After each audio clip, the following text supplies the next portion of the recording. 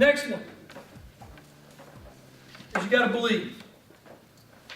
And I don't mean that in a silly sense. I mean it straight up. If you don't have a belief system and you don't believe in anything, you can bank on this. Your actions will be in a direct relationship to your belief systems.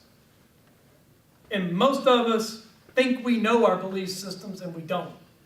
You got to dig deep into it. Your actions, and this is where you particularly find out, is in times of stress. What does a person do in adversity? I mean, most of you have been around long enough. I can kind of see it in your eyes. All right? You've been there with a friend. All of a sudden, something goes wrong. You find out. You find out who a friend is. But you don't find out who a friend is while everything's good. We had a great run. I came here in 2000. Everybody was just as happy as they could be. Man, things just rocked and rolled and moved along. Then about October 2005, things started changing. But nobody knew it, because we were like a bunch of cooked frogs. You know, you take a bullfrog, drop him in hot water, he'll bounce right out. But you take a bullfrog, put him in cool water, turn it up a degree an hour, and he'll cook to death. And so all of a sudden, bam, adversity kicked in. Now all of a sudden, as Warren Buffett says, you find out who's swimming naked when the tide goes back out. And you start finding out who really's got some character in a time of adversity. Do they got to get into mudslinging, finger pointing? You want to know where the number one problem? And this isn't got to be Republican. This isn't got to be Democrat. This has got to be a lack of leadership. All we do, leaders don't blame. Leaders don't blame, people. There is not a person that I can find politically that won't quit blaming.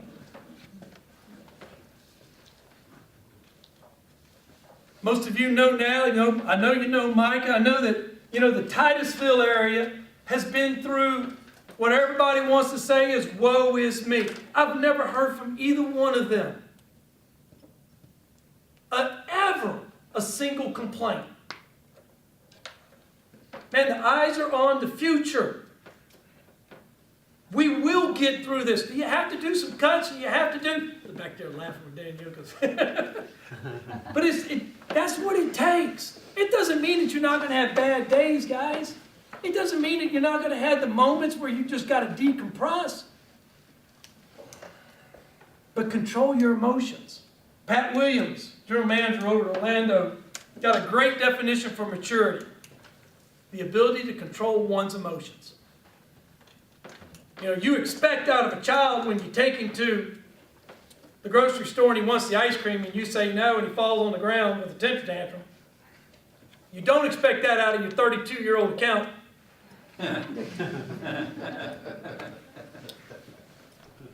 We deal with it though, don't we? John Wooden's pyramid of success is that your entire goal is to be your best.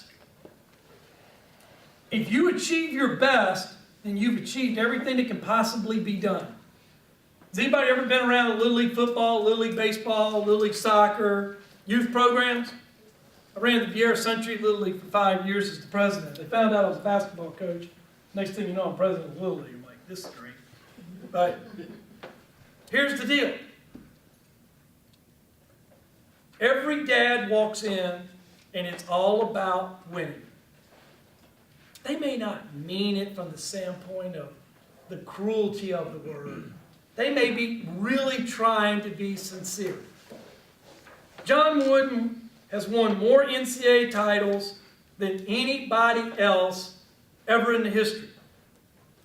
John Wooden never, with college athletes, ever spoke the word win. I would take 50 coaches every year and tell them that story and look them in the eye and say, if he can go that many years of coaching and never used the word win and achieved that level of excellence, I think there's a probability that we got a little something we got to learn. An 11 and 12-year-old doesn't really care. It's a very interesting phenomenon that 20 minutes later, they're at Burger King running and jumping. And the dad and the mom are huddled up over in the corner, and if they've got a couple others that can join them in the moan and groan and B session, they're there. It's not about winning.